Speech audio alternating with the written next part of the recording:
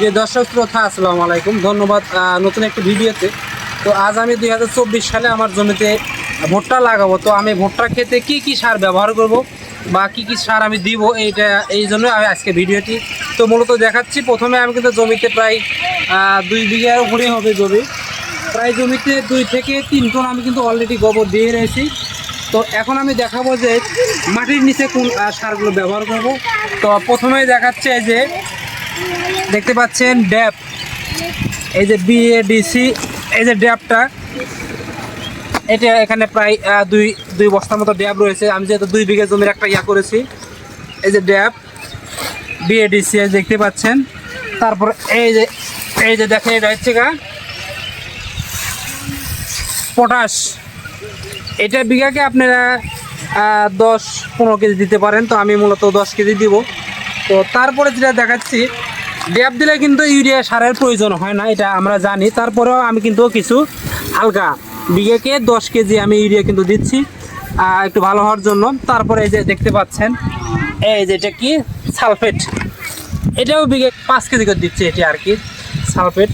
তারপরে যেটা দিচ্ছি এই যে জিপ, এই যে বিঘাকে এটা আপনার 5 কেজি করে দিবেন। এটা হচ্ছে জিপসাম, বিঘাকে 5 কেজি, আমি 2 কেজির জন্য 10 কেজি এনেছি 2 বিঘার জন্য। তো তারপরে দিয়ে দেখাচ্ছি এই যে